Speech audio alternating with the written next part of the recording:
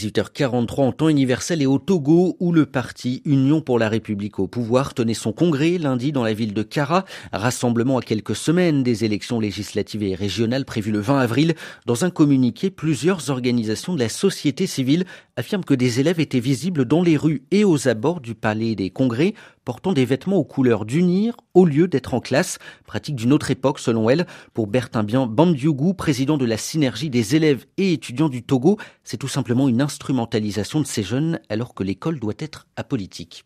Des images ont circulé sur les réseaux sociaux et on peut voir sur ces images-là des élèves étant en kaki, jupe ou pantalon, en t-shirt du parti au pouvoir, avec des casquettes ou des pancartes à l'effigie du parti au pouvoir, tout autour du palais des congrès et aussi dans les rues. Ce sont des choses qui doivent cesser. Nous devons dépasser cet état parti où on instrumentalise le peuple, on instrumentalise toutes les institutions de la République. Nous avons encore en mémoire dans ce pays que plus d'une centaine d'enseignants ont été licenciés et 4 élèves emprisonnés pour avoir réclamé de meilleures conditions de vie et d'études. Avec le même gouvernement qui eux-mêmes transgressent les lois de la République en faisant sortir des élèves pour le congrès du parti. Nous attendons du ministre des Enseignements primaires, secondaires et techniques qu'il sanctionne convenablement la direction régionale de l'éducation de la région de la Kara et les chefs d'établissement qui ont abusé des élèves avec de telles dérives.